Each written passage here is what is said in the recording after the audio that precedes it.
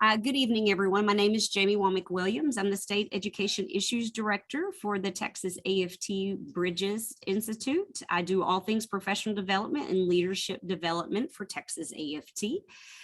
This evening, we are going to be doing this student debt clinic. It's a hot topic right now because of the recent passing that the Biden administration signed into law. So I will be going over that. But here's our agenda. I'm just going to kind of give you an overview of student debt, and then we're going to talk about loan cancellation. Then we're going to go into income-driven repayment plans, public service loan forgiveness, the limited time PSLF expansion, the summer program that is exclusive to AFT members, and then we will have a question and answer session for you to ask questions at the end. My coworker, Kat Capellian, is here with me. She will be dropping links into the chat where you can access all of the resources that I will be sharing this afternoon. So here's an overview of the student debt crisis that we have in America. There are 45 million people who currently have student loan debt. Of those 45 million, it disproportionately affects women and minorities. Student debt is a cross-generational issue, with older borrowers being more likely to default as they age. Just a disclaimer, I am not a financial advisor. We are going to be providing an overview about the different programs, not giving you personal financial advice. The information about how these programs work will help you make informed financial decisions about managing your student loan debt. But you should make those decisions with your family and probably a financial advisor. If you are an AFT member, you also have access to a free member benefit called Summer that can help simplify the student loan repayment process, including helping you make sense of the different options available to you as you apply for all of this. This website is on the front page of the resource guide that Kat dropped in the chat. But the web address is also up here. It is aft.org/benefits/summer. On August the 24th, the Biden administration announced broad-based debt cancellation that will outright eliminate student debt for millions of borrowers and substantially lower the loan balance for millions more. People who earn less than $125,000 or married borrowers who are heads of household whose joint income is less than the $250,000 are eligible to have $10,000 of their debt wiped away, no questions asked.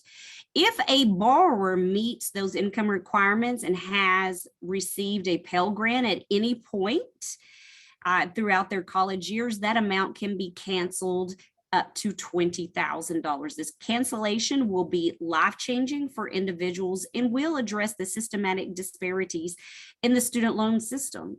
Researchers estimate that this loan cancellation will reduce the wealth gap between Black and white borrowers by 10%. The Biden administration announced there will be a simple online form to apply for this cancellation. We will make sure that everyone who has ever registered for a student debt clinic will be made aware of this when the application is live.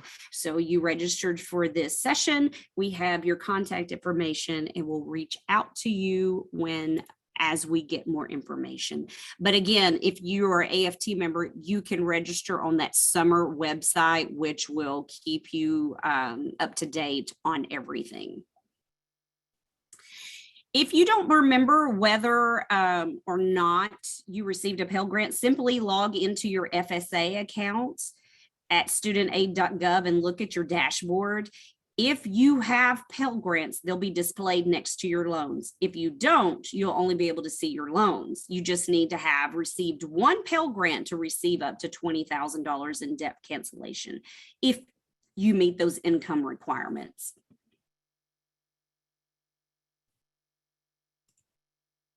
Now we're going to go into income-driven repayment plans. Let's start at the beginning of your student loan repayment cycle. When you leave school, you have 6 months grace, during which you are not required to make any payments on your student loans. Once that grace period ends, you are automatically placed in the 10-year standard repayment plan. This repayment plan is something like a fixed mortgage. The way that they figure out how much you pay is simply, how much would you have to pay every month to pay off your debt in 10 years? If you were like me, I went to school to be a teacher and not an attorney or a doctor. So when I got that initial statement of saying I was going to have to pay up close to $600 a month, my paycheck on my first teaching job, I want to say was like between like around $1,500. So yeah, like it was a substantial amount of my paycheck. So yeah, it's kind of a shocker. In addition to the 10-year standard repayment plan that you are on 6 months after you graduate from college, there are more than 50 other types of repayment plans that are confusing. They're overwhelming. And the people who are supposed to help you navigate this system are called student loan servicers. And no matter what type of student loan you have, you will have a servicer. Most of you have probably heard of Navient, Fed Loan Servicing, Nailnet, Moila, or Great Lakes. That is a student loan servicer. Some servicers, including Navient and Fed Loan Servicing, are leaving the student loan servicing business, which may cause even more confusion for borrowers as your account is moved or transferred to a new servicer. However, if you were enroll in that summer member benefit, it will help you keep track of these changes and ensure that you have the support you need as those transitions occur. Loan servicers can make the process of getting into an income-driven repayment plan even more confusing by telling you all about every single repayment plan when you ask about your options or about forbearances or deferments, which can leave you in a lot more debt. And you should avoid forbearance or deferment at all costs. We're going to put all of that to the side today and instead focus on 4 income-driven repayment plans.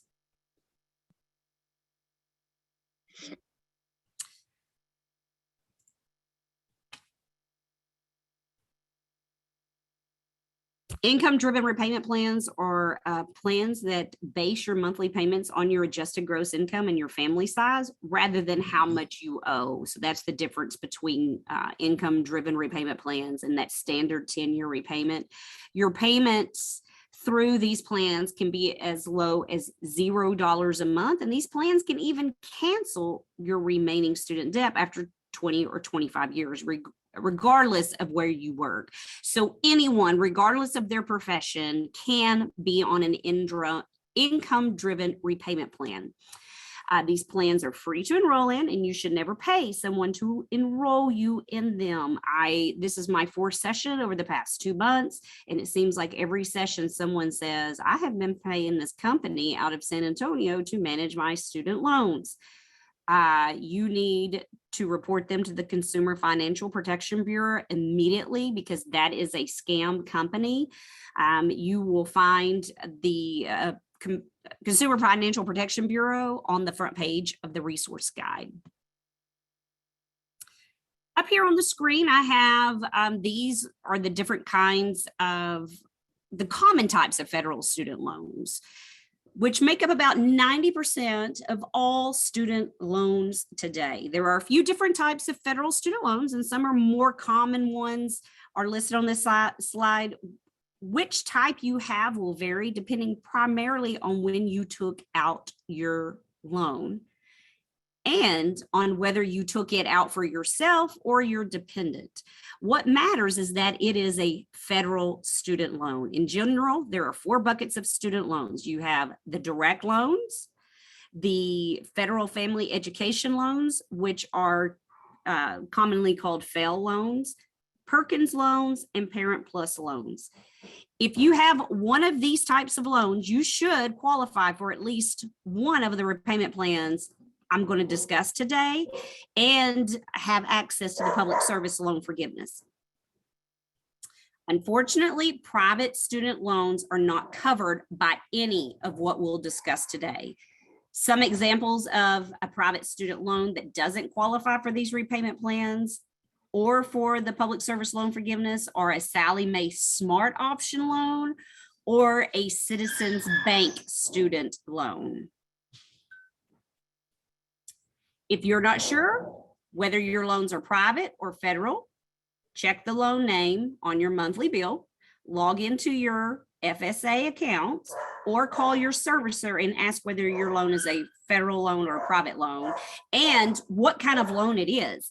You'll also be able to use the summer student loan tool to determine which loans are federal and which are private. But before we jump into these income-driven repayment plans, there are a few things we're going to define that impact how much you'll pay.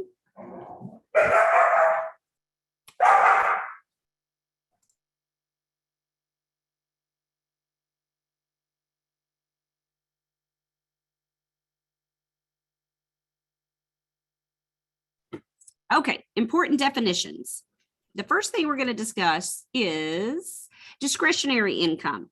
This is the difference between your adjusted gross income and 150% of the poverty guidelines for your family size. Said another way, anything you bring in that's over 150% of the poverty guideline is your discretionary income. Your discretionary income is calculated based on what you are reporting to the IRS as your adjusted gross income, which means any income going toward pre-taxed items shouldn't appear in the income used to determine what you pay every month. That means things like if you're making a contribution to a 401k, a 403b, healthcare savings account, a flexible savings account, that will help lower your adjusted gross income and ultimately your monthly student loan payment. Okay. So the next thing, family size.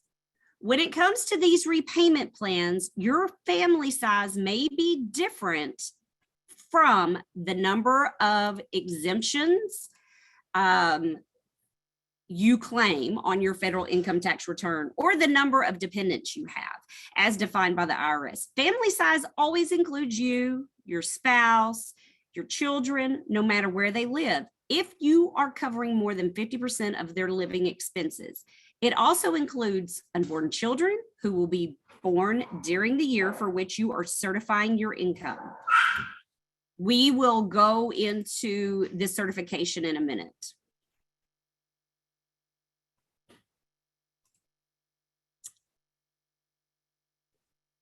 It also includes, so when we say people living with you, that you're providing one half of their living, such as if you have an aging parent that's had to move in with you and you're covering more than 50% of their living expenses, that could count towards your family size too.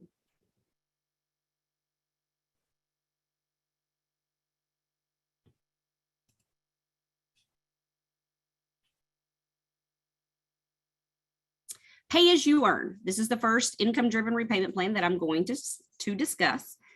The Department of Education currently has 4 of these repayment plans and has announced the pending creation of a 5th plan with details yet to come.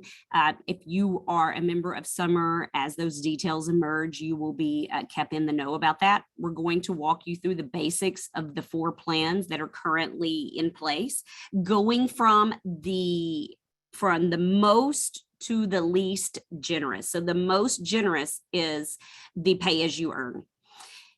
It limits what you pay to 10% of your discretionary income. And the most you'll ever pay in this plan is capped at what you would have paid in a standard 10-year repayment plan, meaning that even if your salary increases a lot while you are in repayment, there is a limit to how high the monthly payments will go. To be eligible for this plan, you must have taken out your first federal loan on or after October the 1st, 2007. And hang on just a minute.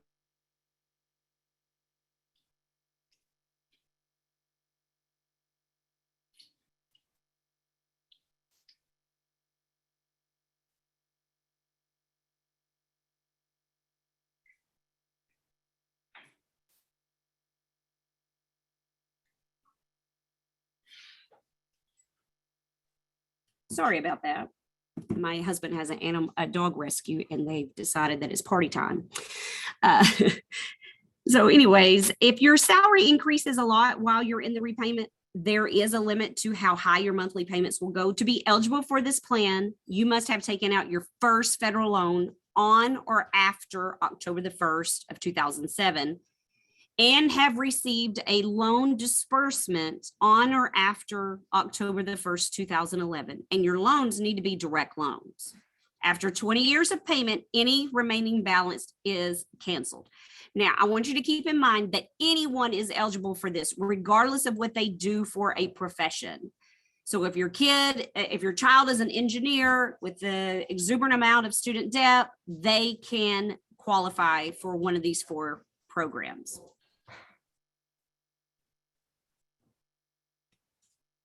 The next one I'm going to go to is called the Pay As You Earn or Repay.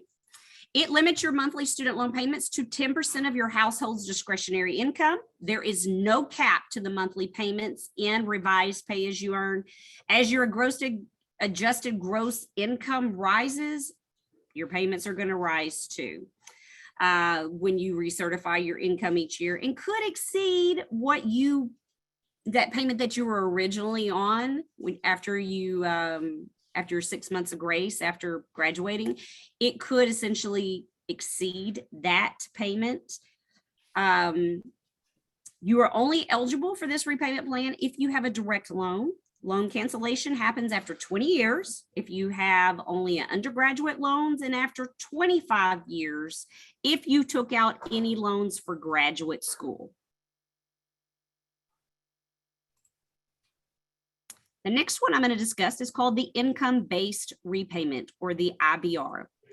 It limits what you pay to 15% of your discretionary income. The most you will pay in this plan is capped at what you would have been paying in a 10-year standard repayment plan. You are eligible for income-based repayment if you have a direct loan or a fail loan. And then after 25 years of payments, any remaining balance is canceled.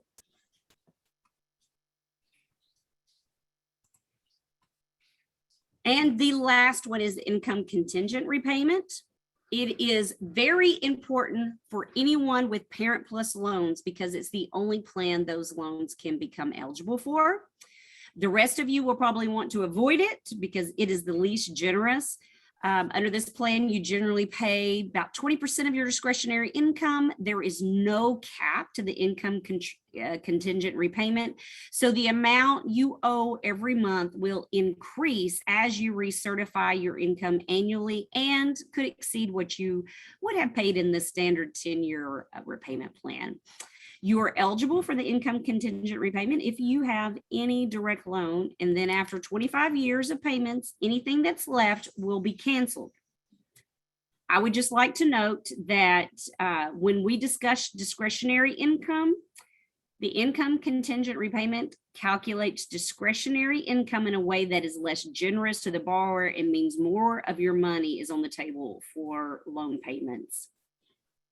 Married people and people considering getting married, listen closely. If you file your taxes jointly under any of these income-driven plans, you will need to include your spouse's income. However, in all of them, except for revised Pay As You Earn, a married borrower may include their spouse in their family size, but not have to include their spouse's income in their adjusted gross income, as long as they are filing their taxes separately. I recommend that you speak with a financial advisor about the cost and benefits of changing the tax filing status with your spouse before doing so, as it can change what you pay in taxes. Now that I've finished all four of those, I just threw a lot of information at you. So let's go through a couple of examples so you can kind of get a sense of how these programs work. This is where it kind of makes sense. Let's meet Anna.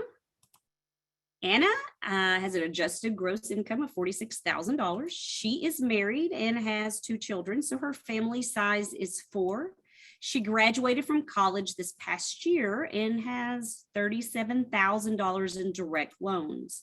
Under a standard 10-year repayment plan, she would owe $353 every month. That was, the letter she received. You're going to pay $353 a month for the next 10 years. So let's do some math. Anna is going to do the pay as you earn. Her adjusted gross income was $46,000. You subtract that 150% of the federal poverty guidelines, which is $41,625. That leaves her discretionary income is $4,375. 10% of her discretionary income is $437.50. Now, this is where I messed up back in my day of trying to do income-based repayment. I forgot to divide it by 12. I thought my payment was going to be $437.50 a month, which was essentially higher than my payment at the time. But if I had divided it by 12, then I would have had a much cheaper payment. So Anna is going from $353 to $36.46 a month. So a significant decrease in her monthly payment. I'm going to give you another example. This is Melissa. She has an adjusted gross income of $46,000. She is single with 2 children, so her family size is 3. She has a direct loan of $37,000.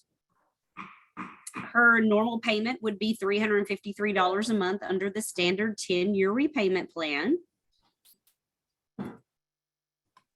How much would Melissa pay in a pay-as-you-earn in IDR? So her adjusted gross income is $46,000. That federal poverty guideline for a family of 3 is $34,545. You subtract those two, that leaves her discretionary income is $11,455. 10% of that is $1,145.50. We divide that by 12, and Melissa's payment went from $353 to $95.46. So significant savings. So one thing that there's a couple of things that you have to keep in mind when you're applying for these income driven repayment plans is, first, you must recertify your income at least once every year. Your servicer should send you a letter or an email stating that it's time for you to recertify your income, and that they typically do that about 90 days before your deadline. But note the date on your own calendar when you are enrolled in an income-driven repayment plan. If you don't recertify your income, you will be charged what you had paid in the standard 10-year repayment plan. So for instance, Anna's payment would go back to the $353 from what it was. So it's very important that you remember to recertify your income. And second, anytime your income declines or your family size increases, you should immediately recertify your income so that you have the extra financial flexibility you need. It's going to lower your monthly payment. You don't need to wait a whole year to recertify for a lower payment. However, if your income increases significantly, or one of your children gets married and moves off and is responsible for themselves, so your family size decreases, you want to just do it on the annual date. Don't recertify your income to make your payment higher. Third, Parent Plus loans are only eligible for that last one, which was the income contingent repayment, but you must first consolidate your Parent Plus loans into a direct consolidation loan first. You can complete the loan consolidation through summer and at studentaid.gov. So those are three very important points to remember. So how do you apply for income-driven repayment? First off, if you're an AFT member, make sure you register for your benefits for summer. You can also apply at studentaid.gov under the Manage Loans tab on their website. You can also request a paper application from your servicer.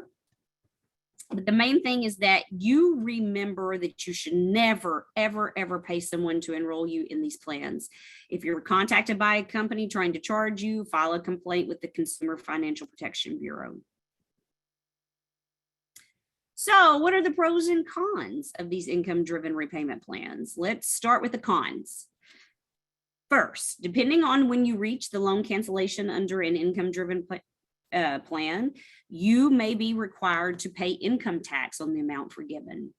Through 2025, the law is that the forgiveness is not taxable. After that, your guess is as good as ours. There are many exemptions for determining if the amount forgiven will be treated as taxable income, and you should talk to your financial or tax advisor to see what your situation may be and how to plan for it should they tax you. But through 2025, we know there's not going to be any taxes for any amount that is forgiven. Next, you may also wind up paying more in interest under these plans than under the standard 10-year repayment plan because the repayment period is extended to 20 or 25 years from 10 years. This isn't the case for everyone, especially for those who qualify for the public service loan forgiveness, but you should look at the numbers for your financial situation. Now, let's look at the pros of income-driven repayment plans. They are like a social safety net for student loans. You can always pay more than the minimum payment and pay off your loan earlier. But in the months where something unexpected happens, your car breaks down, your electric bill is twice as much as it usually is, you will have more flexibility. Paying more than the minimum will not affect what you are asked to pay in the future. However, treating the payment amount as flexible may not be a good idea for you if you're trying for the public service loan forgiveness, which we will discuss in the next section of this presentation. These plans are better for most borrowers than a deferment or a forbearance. A deferment or forbearance suspends your payments, but does not count as a monthly payment toward loan cancellation or forgiveness. And any interest occurred while you are in forbearance or deferment will be added to your principal once you resume your repayments. If you're unemployed, you'll be asked to pay $0 a month in an income-driven repayment plan, and that will count as an on-time payment moving forward and moving towards the eventual discharge of your student loan debt. It is important to note that the current payment pause that was granted to student loan borrowers under the COVID relief bills, and it has been extended through December of this year, is not a traditional deferment or forbearance. Even if your servicer is calling it a COVID deferment, if your payments are currently paused, you are not accumulating interest, and each pause month still counts towards any eventual loan cancellation or forgiveness. The final pro that we'll mention before moving into the next section is that these repayment plans are necessary to qualify for public service loan forgiveness, and they work in tandem. That means you'll pay as little as possible and get the maximum forgiveness on your loans if you're enrolled in one of these repayment plans. Now we're going to move into the next section, which is public service loan forgiveness. So what is public service loan forgiveness? It is a federal program that could allow you to have the balance of your direct loans forgiven after 10 years tax-free. Public service loan forgiveness isn't a repayment plan like the income-based repayment or pay-as-you-earn. It's a separate program that incentivizes a career in public service. Public service loan forgiveness is a different program than the teacher loan forgiveness, for K through 12 classroom teachers who work in Title I schools and may be interested in the differences between them. We compare these programs on page 4 of your resource guide. Kat dropped that link in the chat. So look at page 4 of that resource guide to see how the two compare. However, public service loan forgiveness is available to teachers and just about everyone else in public service. And it doesn't have a maximum forgiveness amount attached to it. To qualify for the program, you need to do the following. You should have done the following after October the 1st, 2007. Make 120 qualifying on-time payments or 10 years worth toward your federal student loan, and be working in the public service for at least 30 hours a week. You can combine multiple part-time public service jobs to meet the 30-hour requirement. Once you make your 120th on-time payment, you can apply to have the Department of Education forgive the remaining federal student loan debt that you owe. So your question is, am I eligible for public service loan forgiveness? In general, to qualify, you must answer yes to the following 5 questions at the same time for all 120 payments that you have made. Do you work in public service? Public service is a really broad term when it comes to the public service loan forgiveness. It includes anyone who is employed in a public sector or a qualifying nonprofit. Put it in another way, it doesn't matter what you do, just who employs you. Nearly every AFT member is employed in the public service. Qualifying public service employers can be any level of government, federal, state, county, municipal, or tribal, including public school districts, public and nonprofit hospitals, and public institutions of higher education. If you are employed and paid by any level of government or by a 501c3 nonprofit institution, you should meet this requirement. It doesn't matter if you are a teacher, a teaching assistant, a professor, a principal, a dean, a custodian, or the superintendent. If you work in a public service for a public service employer, you should qualify for public service loan forgiveness. So one last time, doesn't matter what you do, it only matters who employs you. I'm going to give you a couple of examples of why privatization is so harmful to public sector workers. If you used to work for, let's say, the state of Kansas, but your work has been privatized and outsourced to a company, you no longer qualify for public service loan forgiveness. This is one of the many reasons we fight through our unions protect public services and the work we do from being outsourced. The next question, do you work full-time? To qualify for public service loan forgiveness, you must work full-time. This is described of at least 30 hours a week, at least 8 months a year, or what your employer defines as full-time. So long as it meets these minimum requirements, you can combine hours from multiple public service employers to meet this requirement. So like if you work for the local community college, but then the local university, and they're both part-time jobs, but you combine those 2 jobs together and they total at least 30 hours a week, that qualifies, those payments you're making toward your student loans qualify for PSLF. If you're sending more than one employment certification form, be sure to send them in together. Like, don't send one from the university and one from the community college. Put them together, send them in at the same time so that it cuts down on the confusion. AFT's summer member benefits can help you manage the employment certification process for one or multiple employers. So the next question is, does your student loan qualify? Historically, only direct loans were eligible for public service loan forgiveness. This requirement has been one of the most common reason borrowers, especially borrowers who took out their loans prior to 2010, are rejected for PSLF. Payments on fail loans, which were prevalent before 2010, and Perkins loans have not previously qualified for PSLF. Aunt Catchy and Uncle Jimmy, Sean, and the kid. if everyone could please make sure that you are on mute. So the rule is that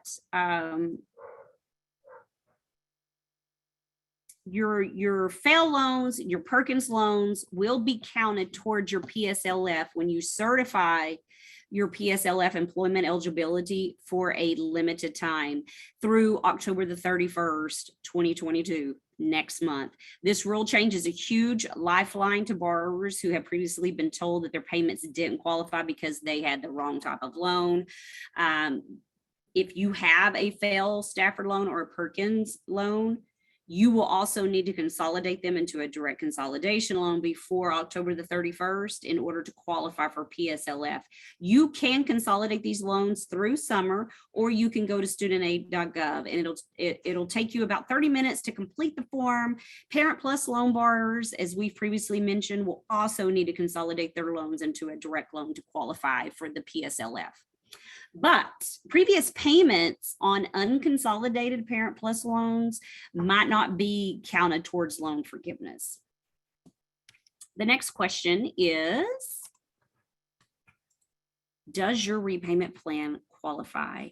Historically, only the income-driven repayment plans that were discussed in the previous section and the 10-year standard repayment plan qualify you for the public service loan forgiveness. Under the new limited time PSLF expansion waiver, payments made through September the 30th, 2021 under all repayment plans now qualify for PSLF. Folks, if you have been denied previously because you were in you just didn't qualify because you had the wrong kind of payments or whatever, payments after September the 30th, 2021 must be made in an income-driven repayment plan to count. You don't want to be in a 10-year standard repayment plan if you are planning to apply for public service loan forgiveness. If you make 10 years of on-time payments under the standard repayment plan, you'll have paid off all your loans and there is nothing to forgive. However, if you are in the 10-year standard repayment plan now, those payments should wind up counting towards your 120 payments, which is good news. And now then you'll move to the income-driven repayment plan, which will lower your monthly payments. And then you will be able to get all of that counted. And then our final question is, do your payments qualify? So hang on just a minute. Someone is writing on the screen. So let me clear that.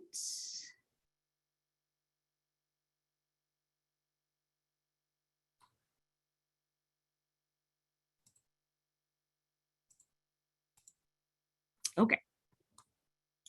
Do your payments qualify? To have your loans forgiven, you must make 120 qualifying on-time payments. This has previously meant once you receive your bill, you must pay the exact amount of the payment within 15 days of the due date. However, under the new limited time PSL expansion rules, previous payments that haven't met these narrow criteria also may be counted. Overpayments, underpayments, and payments made on a different date that are determined to qualify will be automatically applied when you certify your employment for the period when those payments were made.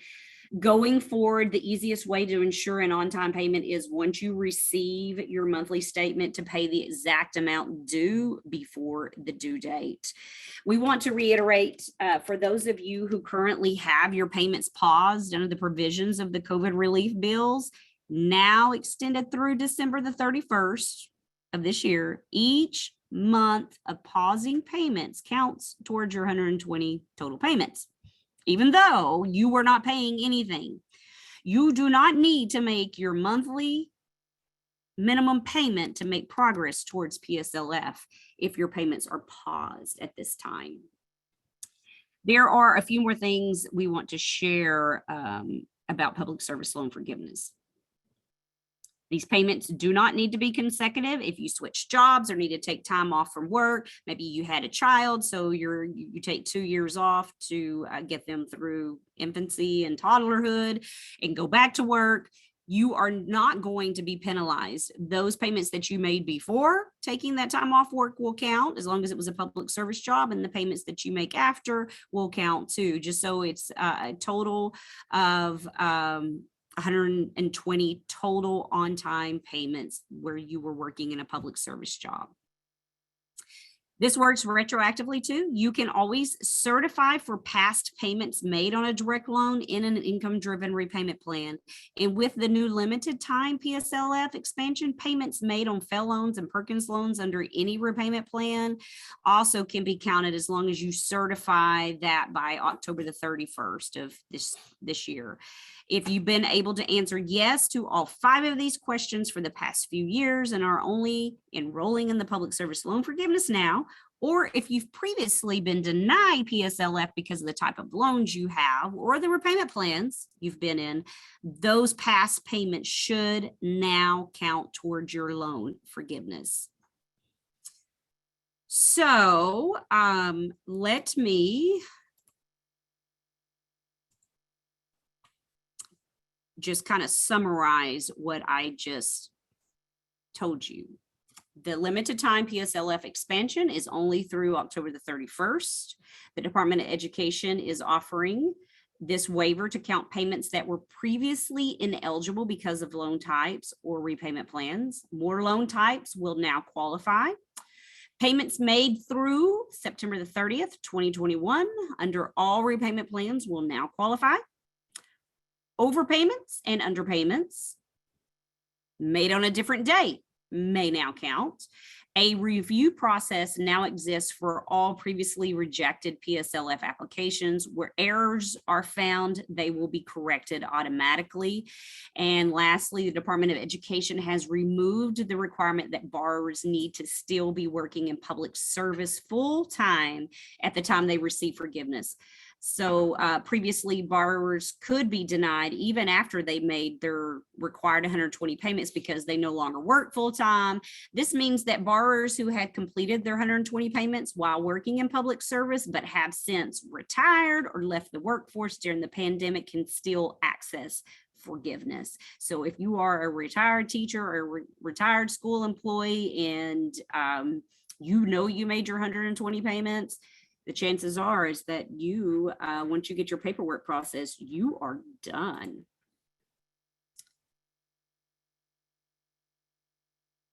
The expansion has a strict deadline of October the 31st. So borrowers should act now to make sure that they can access the benefits.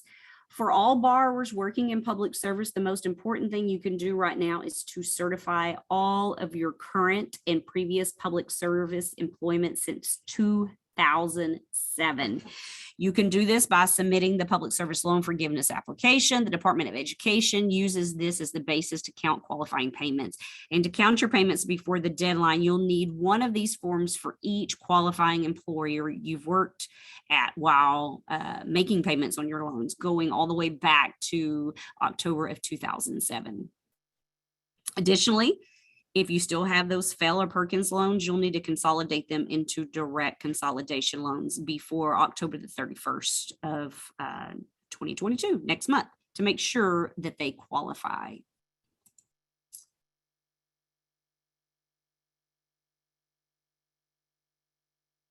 Applying for PSLF. So how do you certify? You can do the PSLF application on your own, but AFT members also have access to the summer student loan tool that will provide you with support through the process, including helping you ensure that the form is filled out correctly, assisting you in getting the form filled out by your employer, and making sure it's sent to the appropriate loan servicer. We have an entire department at AFT that helps our members navigate this student loan world. If you want to certify on your own, you can do the following. You can fill out the PSLF application. You can start the application using the PSLF help tool at studentaid.gov/PSLF, or you can use the paper form, which we included in your resource guide. You fill in the information required of you. If you are using the paper form, this will be the information on page 1, and your signature and social security number will be at the top of page 2.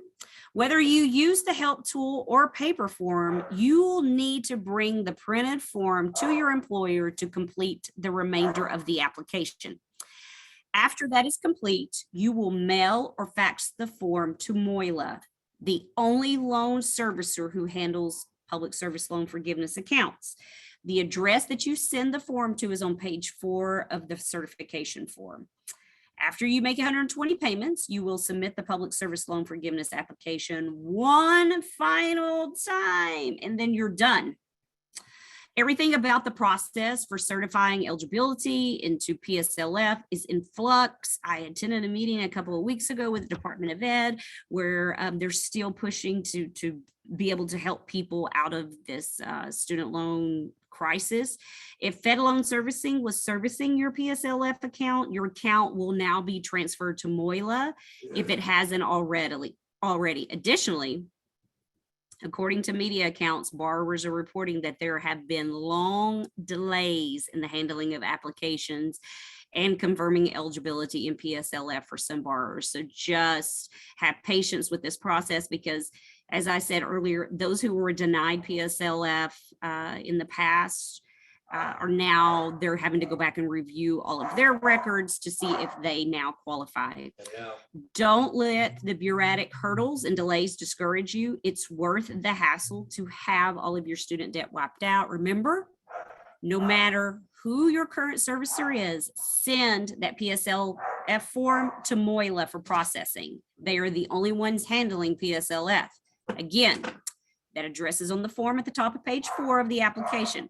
Pay close attention to correspondence from your current loan servicer who will still be sending you a bill, and from your PSLF servicer, if it's different, keep an eye on emails, regular mail correspondences from your servicer about potential transfers of your account to a new servicer. Again, if you enroll in summer, it will provide you with the additional supports in keeping on top of the upcoming changes. I can't tell you the number of people who have attended one of these sessions who then registered with summer and said it simplified the process so much for them. So please, if you're an AFT member, get and register for summer. So we covered a lot of information today. Here are some tips to remember as you begin the process of applying for these programs. Sign up to use summer. It's easy. It's free. If your servicer is giving you inaccurate information or is trying to talk you out of applying for these programs, file a complaint with your state attorney general and the Consumer Financial Protection Bureau. Again, don't forget that you have to recertify your income for the income-driven repayment plans every single year. If you do not, your monthly payment will revert back to that standard 10-year repayment amount. You should recertify your income if your income goes down. Do that immediately. If it goes up, just wait till that year anniversary date. We also recommend that you certify your PSLF eligibility at least annually. Doing so will allow you to keep track of how many qualifying payments you have made towards your PSLF and allow you to catch any problems before they can derail you. The servicer who handles PSLF accounts, who is currently Moyla, will notify you of how many qualifying payments you've made each time you send in this form. As a reminder, summer student loan benefit will help you stay on top of your annual recertification for both the income-driven repayment part of this and the public service loan forgiveness. And can't say this enough, make sure that you keep track of everything, print everything, ask for written verification, keep your own count of payments. Public service loan forgiveness is only as effective as the people who carry the program out, and you should expect that you'll have to hold them accountable. Here are some important resources you can find and share the information we covered today on our companion website, forgivemystudentdebt.gov. This and the other are listed on the front page of your resource guide.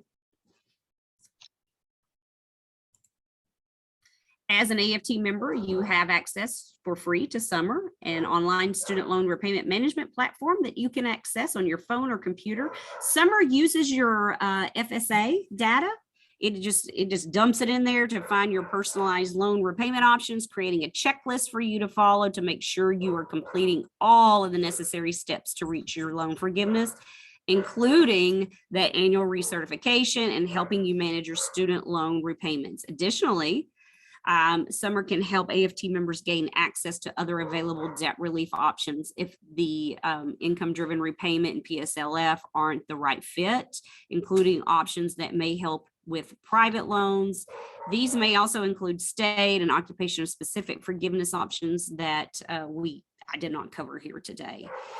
If you are an AFT member, you can enroll by going to www.aft.org/benefit/summer.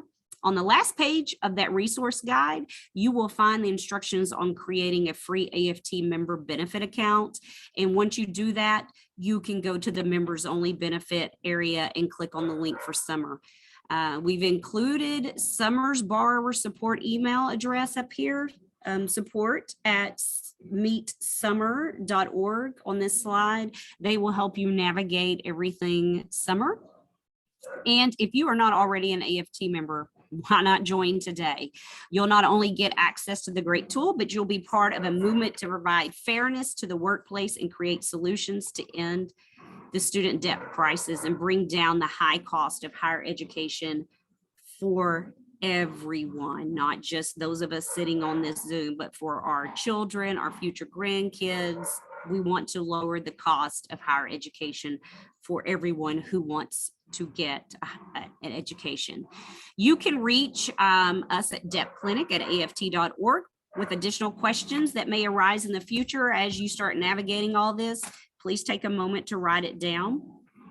And another thing that happened recently that I want to mention, that on September the 7th, last Wednesday, a 3-judge panel dismissed their objections and concluded the district court's ruling was appropriate, thereby affirming approval of the settlement. It also concurred with U.S. District Judge Denise Cody's previous finding that the motive behind AFT acting as it has and the commitment it has shown in this litigation is nothing but admirable.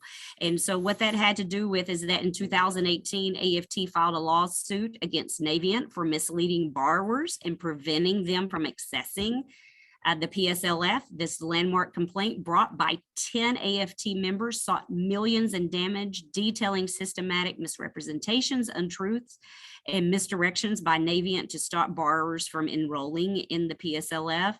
And so then let's fast forward to 2020, a federal district court approved the settlement between Navient and AFT. And Navient agreed to a significant multi-pronged settlement that included enhancements to the firm's internal processes and the establishment of a nonprofit entity to help borrowers access forgiveness. But there was some lawyers with an extremist Hamilton Lincoln Law Institute who opposed the workers and the class actions, determined to overturn this ruling. And then that's when last week that the 3-judge panel ruled in AFT's favor.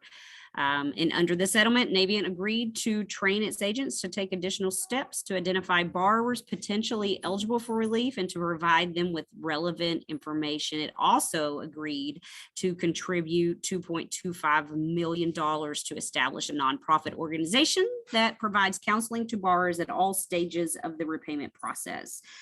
Also, that ruling sets an important precedent on the permissibility of class action claims in the future and sends a message to those opposed to the idea of collective relief that the arguments may founder in court. So just keep that in mind, that all of this stems from the efforts of those initial 10 members in 2018 who were denied PSLF after making their 120 payments. AFT filed the lawsuit, and that's how we got here today with all of this. We have worked in conjunction with the current Department of Education in helping our members and all Americans get student debt relief, because this is not an issue that impacts the extreme wealthy. This is something that impacts the middle class. And so being able to lower our monthly payments and find some form of relief just helps our families in the long run.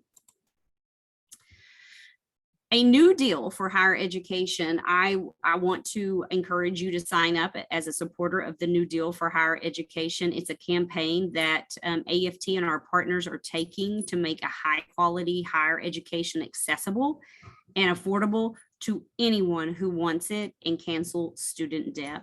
You can sign up for the campaign at newdealforhighered.org. We would love for you to sign on there.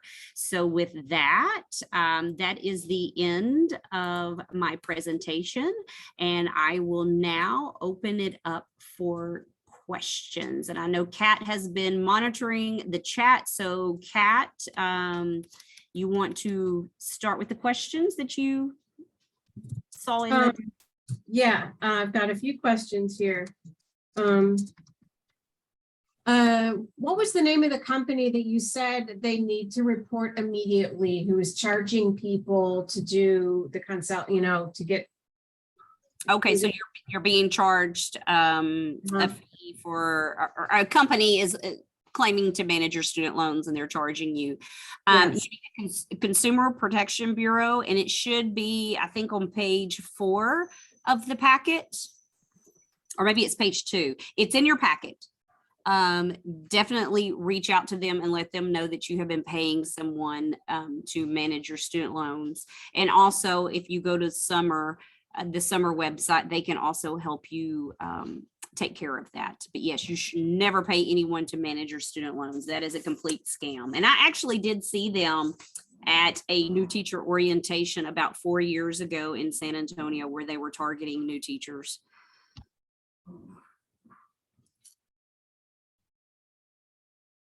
Okay, what's the next one, Kat?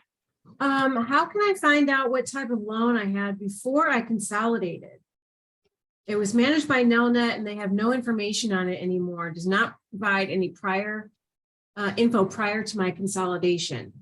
Where should be able to find that? Yeah, you can find it at studentaid.gov, or if you register with the summer account, it will also, because it pulls all of your FSA information into there. So it'll tell you exactly what's going on with your student loans. Okay, I'm going to put those in the chat for everyone to pick up. If y'all are monitoring the chat, please look through the chat. There are a lot of links that I've been dropping as we've been going along. If you haven't been checking it, please do. And you'll be able to get access to the resource guide and all the other things that Jamie's been discussing. I have another question from someone who says, what about a person under bankruptcy? Okay, so bankruptcy, since you have federal student loans, you can file bankruptcy, but your student loan debt will not go away. You will still be responsible for paying that regardless if you file bankruptcy or not. Now, you may have went into deferment or forbearance, but I highly encourage you to get on there and sign up for that income-driven repayment plan so that you can start getting credit towards the 120 payments. But yeah, if you file bankruptcy, you still have to pay all of your student loan debt. Okay. Someone said, I've submitted my form and it says it's processing. I'm worried there could be an issue and I won't meet the October 31st deadline. Should I be worried? So you're talking about the October 31st, as long as it's submitted, you should be good. Like they are just kind of overwhelmed with the large amount. I mean, we have been doing these all over the United States. Like this is my 4th one to do since July 27th, because we want to get this information to you all, because we know so many of our members are struggling with student loan debt. And I mean, Kat and I can both attest to, like, we've been there. and unfortunately we're like old ladies now, so we're good now. But prior, I remember, it was eat or pay my student loan payment. So yeah, they're a little bit overwhelmed, but they are going back and doing their due diligence. Just make sure you have all of that information that they need by October the 31st. Okay. I think I'm good. Just can we go over really quickly one last time what employer is a qualifying employer? Okay, so a qualifying employer is any employer that's considered public service. So if you work for a state, federal, county, you work for a school district, any of those are considered public service jobs. So like if you are a police officer, a firefighter, a social worker, CPS worker, a teacher, a janitor, the superintendent, all of those are public service jobs. In addition to some, if you work for like a county hospital, that is essentially a government run or county run hospital. So anyone working in a county hospital will also qualify for PSLF. District attorneys, they work for the county, they qualify. If it's a 501c3, a nonprofit that you work for, that also qualifies towards the PSLF. So if you work for the, SPCA or any of these really small 501c3s, that qualifies. Okay. Kat, Yes. Yes. I know Mr. Stanley raised a question I know that I had. I know part of the challenge is we go through the technology, but because I'm an old person in my 70s, that, speaking to a human being is really advantageous. So in all of these processes that we talked about, and so I think he asked the question, is there some situation or some process where one can speak to a human being as you're trying to work through these processes?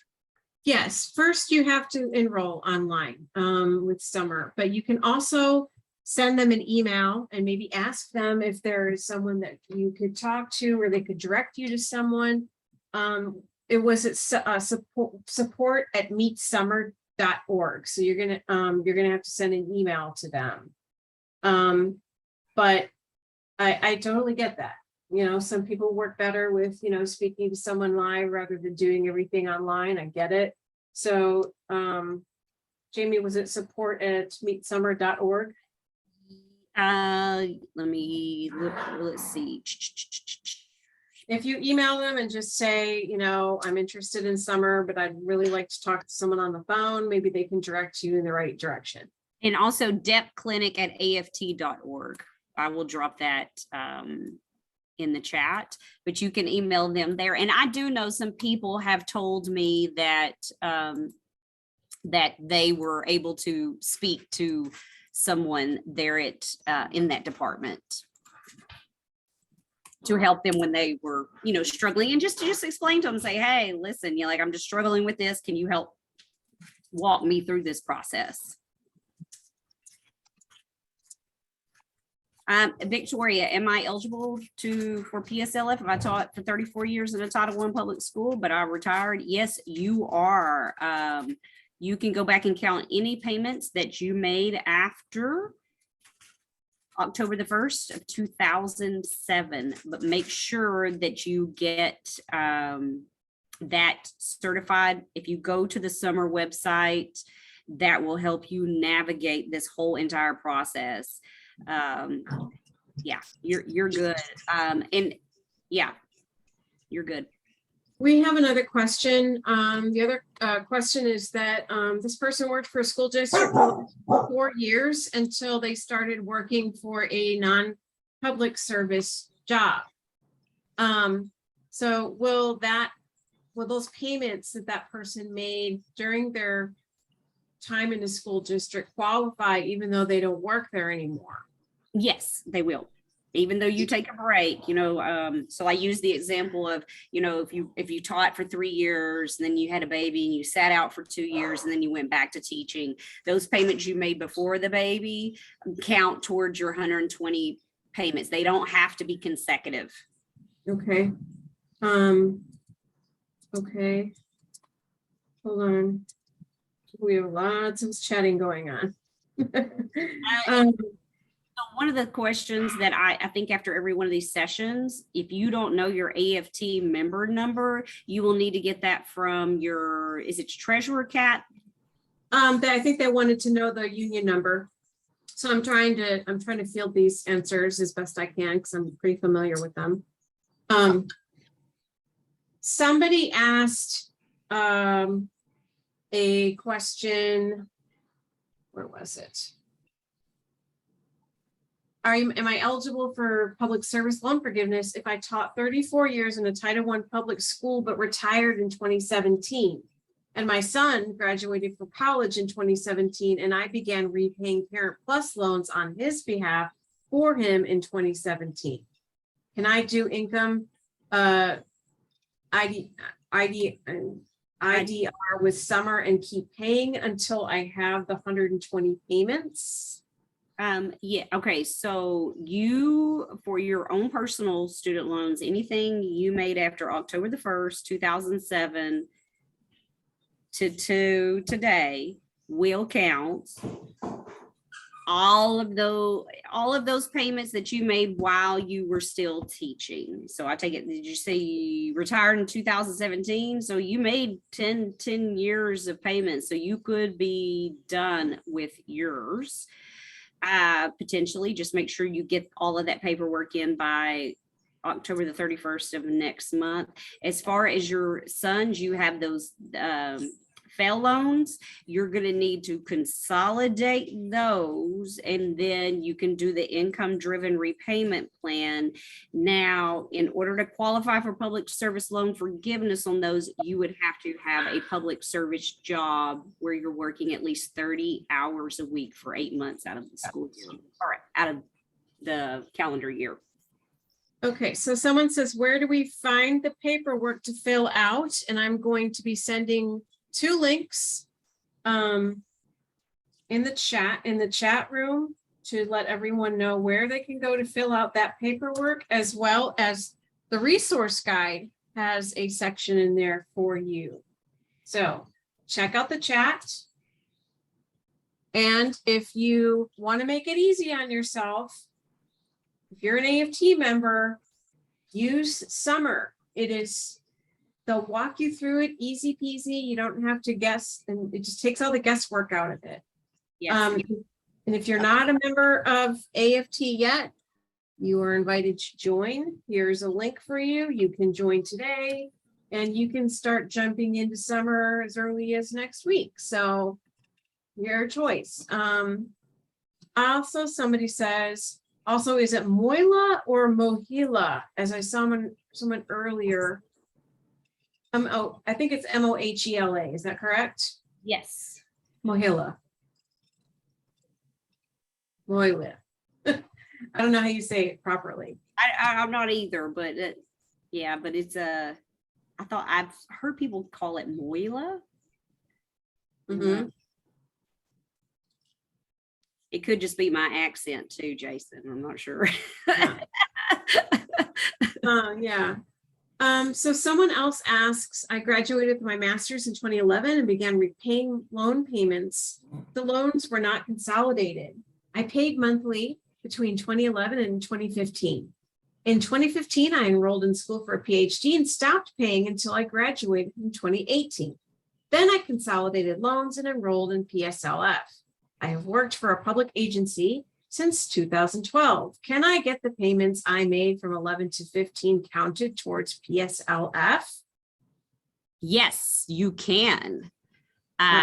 Yes, you can, because right now even though you weren't consolidated at that time, they are counting them. So make sure you fill out that paperwork before October the 31st to certify that you were working for a public service place. Okay. I'm sorry. Can I just ask a question? Yes. Okay.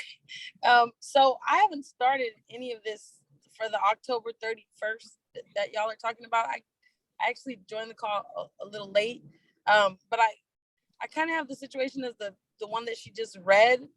My loans weren't consolidated when I was paying on them individually, but so all I do is go to the summer thing, and then it'll walk me through what I need to do. Am I understanding that correctly? That is correct. It walks you through it. It knows how much you've paid, how much you owe. It will really simplify the process for you. And so if I use the summer link, then I should be able to get everything done by October 31st, Yes. even though I haven't started. Yes. Okay. Because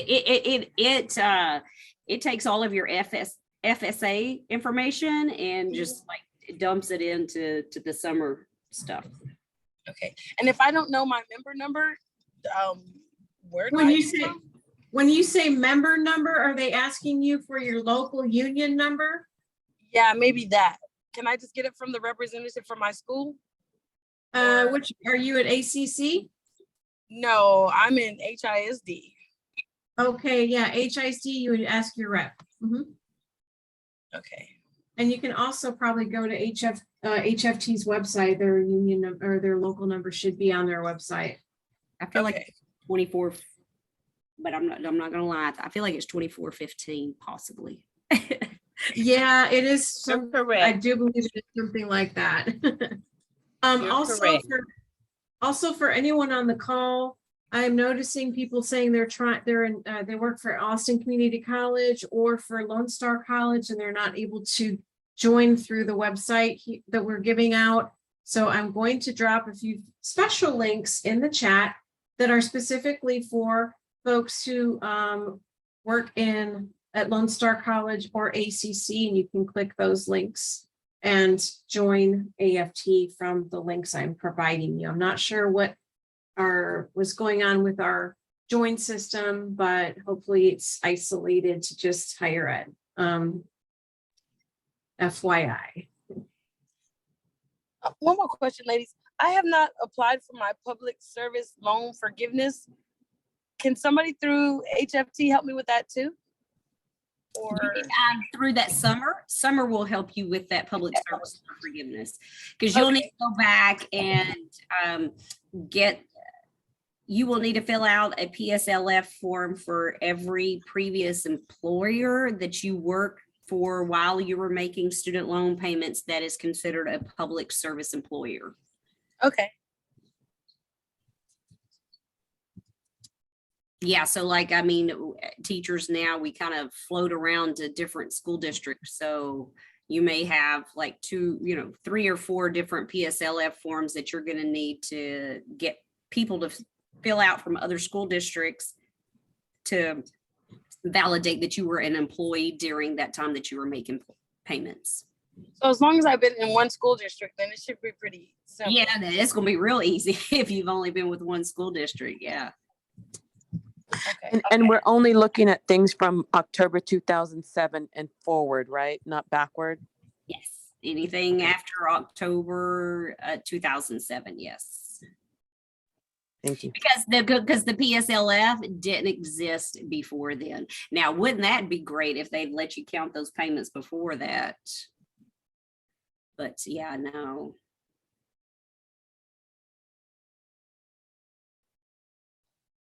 So for the Hello, I have a question. Okay, Sonia. Yes, I have a teach grant and a staff for loan. Do I need to consolidate before I apply for the PSLF? You have to consolidate before you qualify for PSLF. Even because this is my second year teaching, and then I already sent the first, for the first application, and it went through for the first year that I have been working for the teach grant. The teach grant. Okay, so that's different from PSLF. So if you look at that packet to the link, it compares PSLF to the teach grant. Okay. I have another question. Since this person works with AFT and wants to know if they can use summer to help with the school job that they worked before they became a worker with AFT. Yes.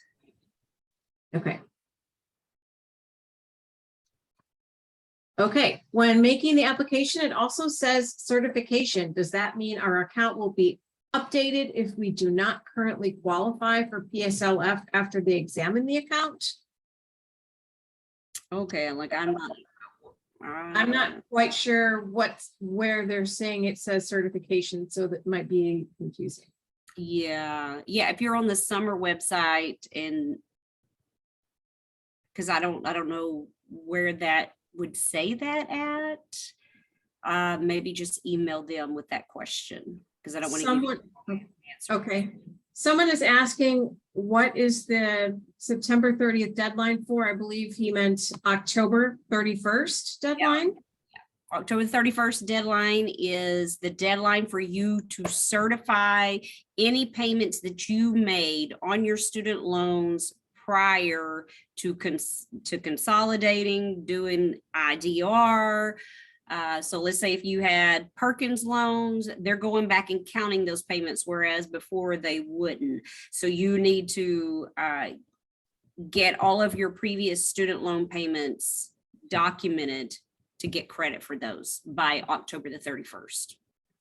Now, this person says they saw something on your slides about September 30th. September the 30th? No, there was something for December the 30th. That was the COVID halt on payments for student loans. Ah, okay, got it. It said 9/30/2021, Let me go back and look. the deadline of some sort. But there's not a deadline for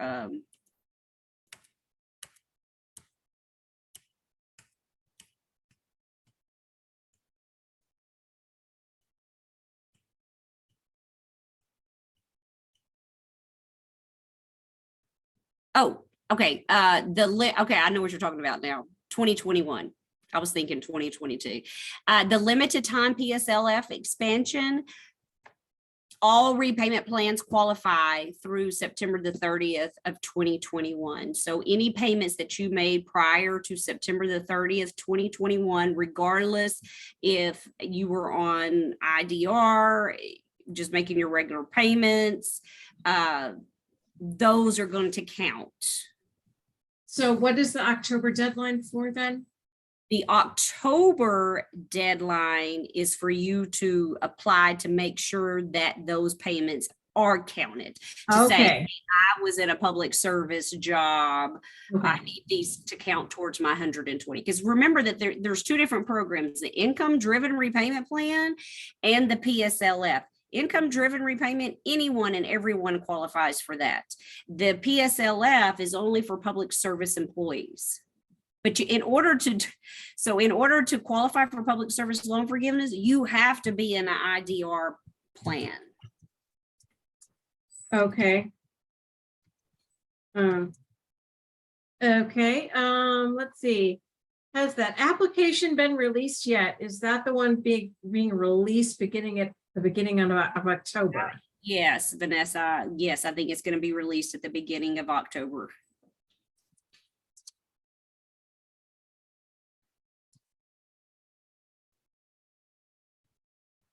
Okay, somebody has a question about the lengths of the income-driven replans. Jacqueline, if you'd like. Yes, so where I've gotten stuck before is I've tried to go through the request to switch over to the income-driven repayment. And then when I type in things and it comes up with my estimator, it's saying like on one of them that I'll repay back my entire loan over 101 months. The other one says 121. And then there's one that says the 196, that's the income contingent repayment. I want to pick the longest one, right? Like the 196. It should tell you, So what, yeah, you would need to look at the payment amounts. I would pick the cheapest payment. Because after Because you, I need to make 120 qualifying payments, right? right, right. And so I want there to be leftover that I haven't paid that I want it to be forgiven in the end. So I would need a one that would quote me for over the 120 months. Potentially just depends on like how much you owe and what the payments are. It register for the summer and it'll populate and then it'll tell you like this is what you should do. Okay. These 120 months that you referred to should be in the past. Am I correct? Not the future. Some of them may be in the past and some may be in the future. So let's say you didn't finish school till 2017, and so you've been paying on your student loans for 5 years. So you're going to get credit for those 60 months, right? Then you still need to pay 60 more months in order to reach the 120 threshold to have the rest of it forgiven. Right. So yeah, so you can count payments previously made, and then so any payments you made previously will kind of give you a number of like, hey, you've made 100 payments. So then you will know I only need to make 20 more payments. I guess what I'm saying, if I just got loans a few years ago, I'm not going to have a record of 120 payments yet, I assume.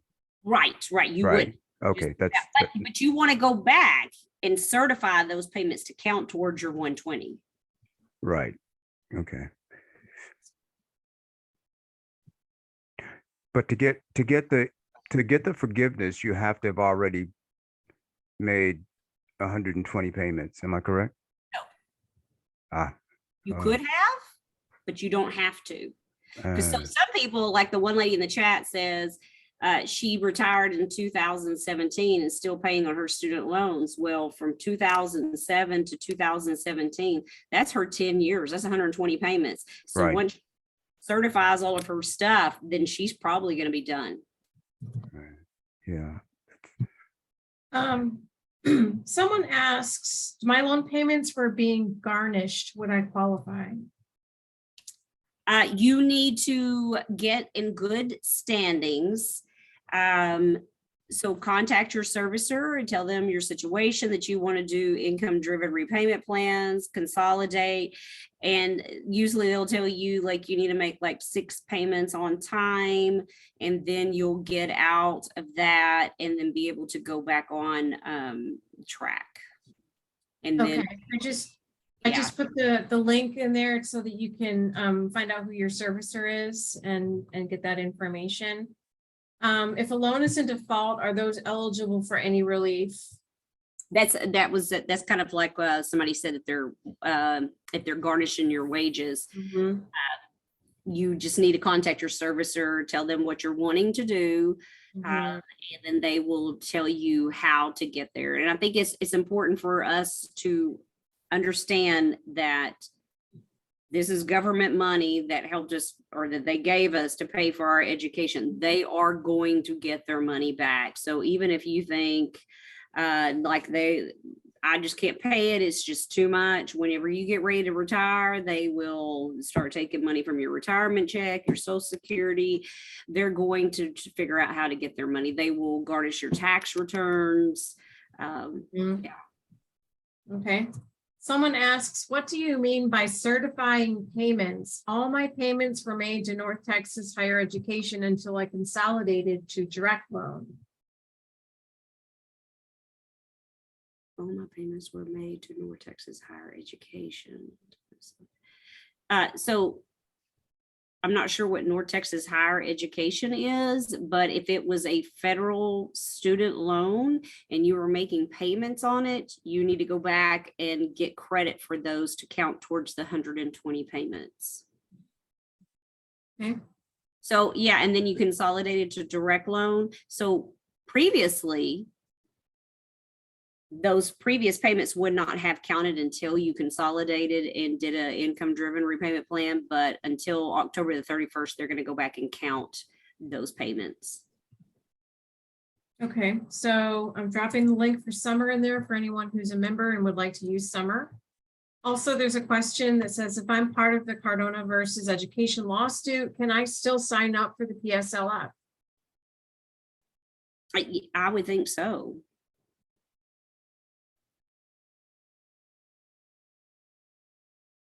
Okay, I have a question. Yes. Where can I find how many payments I already made? So when you can do it on this studentaid.gov will tell you, but also summer will tell you. All right, thanks. I put that in the chat. I also putting link for summer in the chat. And I'm also putting a link to join AFT if you're not currently a member. If you'd like to take advantage of summer. If you are a member of higher ed, please send me a private message and I will send you the link to their join application. If you have not received the resource guide yet, I am also putting that in the chat, so please pick that up. Hi, I have a question. Yes. Okay, I've worked at 2 different districts, but one I've been with for 8 years, and I did submit the form where they fill out the years of service. Mm-hmm. But I did graduate in 2011, and so it's been about 11 years. Do I need to also request that 1 year that I started back in about 2015? Do I need to also send them to fill out the years of service, or could I be okay just with my current one? I would go back and fill it out because you've got 8 years with your current employer, Mm-hmm. right? And so Right. you just need 24 more payments to get the rest of it forgiven. So I would go back and have that other employer fill it out, Mm-hmm. certifying that you worked for them and it was a public service job, so you get credit for those payments. Oh, I see. Okay, so you have to do both the payments plus the years of service, right? Yes. Okay. I guess I was a little confused, just thinking maybe it was the payments, but it has to be the years of service with the school districts plus your payments. Okay, I got it. Perfect. Thank you.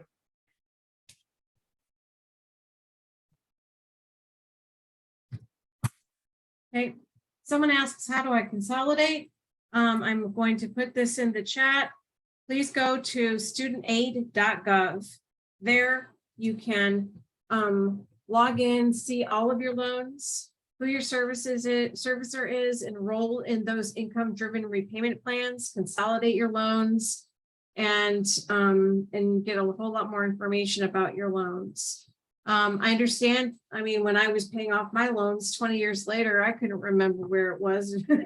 I just know I was paying them money every month. So it's not uncommon that people don't even know like very much about their loans anymore if it's been a long time that you've been paying. So go to studentaid.gov. You'll be able to just log in and get a snapshot of everything you need to know about the student loans that are that you have, and get them all squared away. You can also go to Summer and do the same thing, and they take the guesswork out of it and do it for you for free if you're an AFT member. So if you're an AFT member, please take advantage of Summer. It is, a great benefit that you shouldn't pass up. Yep, your dues at work. Another thing that someone asked maybe 2 sessions ago, if you have like a bachelor's degree, a master's degree, and a doctorate degree, so you have 3 different sets of loans, can you qualify for PSLF on all 3 of those? And the answer is yes, you can.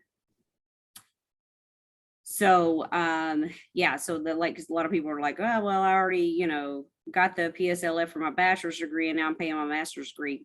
Doesn't matter. Once you make your 10 years of payments, that one will be forgiven too. And if you go on and get your doctorate degree after 10 years of payments, that will be forgiven. That was the best investment I made, where student loans. I didn't think of it as debt. I thought of it as investment capital. From Absolutely. Houston Community College, working on an associate's, U of H, working on a bachelor's, working on a master's, working on a PhD, and figured all of that investment would pay off, that it was going to give me an education that would get me a job, and then I'd write a check every month to pay it back. And so it's worked out great. I've got the would the account number also be on where we have the deduction for our monthly union fees on that email information? Yes, if Okay. you're looking for your locals number, local Okay. number. I know that you're with Lone Star College, right? Yes, ma'am. Your local number is 4518. 4518. Well, that was quick. And Okay. also, when you consolidate, like some of my loans have low percentage rates. When I consolidate, I guess I'm at the mercy of the market as far as the consolidation percentage Yes. thing. Yeah, Okay. because when you lock it in, it's going to lock it in as that. Ooh, child. Gonna miss that 2%. I know, But right? but if it gets rid of everything, then I guess, hey, what the hell? Off, and then you do the income driven repayment, and so your payment may actually go down, and then you get out from under it. But yes, I do remember my bachelor's degree was only like 2%. Yeah. Then my master's degree was after the bank bailout, and I think it was like 6%. I mean, I can remember I used to buy a house or a car for cheaper interest than student loan.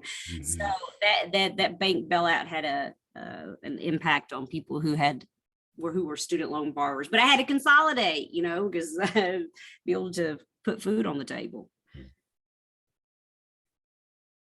Okay, I don't see any more questions popping up in the chat, so I think we've gone through quite a bit.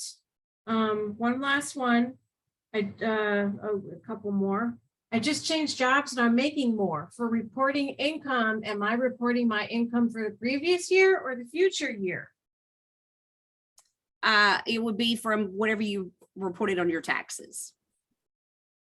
Okay, on your taxes. It like pre-populates that, it pulls that information from the IRS. Okay, got it. All right, someone says my loans were under deferment and were going to expire 2023, so I applied for the income-driven repayment. My payments were zero with COVID when payments were stalled. Then my deferment got updated and got extended until 2025. Which I did not reapply. Should I continue with income driven or go with PSLF? Okay, you have to go with income driven to qualify for PSLF. So the COVID payments are counting towards your 120 payments, even though it was zero. Yes, get out of deferment and get on an income driven repayment plan, because as long as you're in deferment, you're not getting credit towards that 120 payments. Okay. Any other questions? Well, thank you all for joining us this evening. I really appreciate you taking time out of your schedule to come here, and I hope that you all find some sense of financial relief from this session. If you find out that you are going to be done with your student loans after attending this, please send me an email. I like to hear the great stories of like you feeling like you're getting out from this mounting debt that you feel like is never ending. So yes, please send me an email, or if you have any other questions, feel free to email me, and make sure that you register for that summer website, because it's going to populate everything for you. It's going to make the process so much easier, so you're not having to navigate the government's website. So with that, I will let you all go this evening, and we will see you the next time. All right. I'm going to just leave all of the links here in the chat. If you haven't grabbed them, grab them now. You got 60 seconds.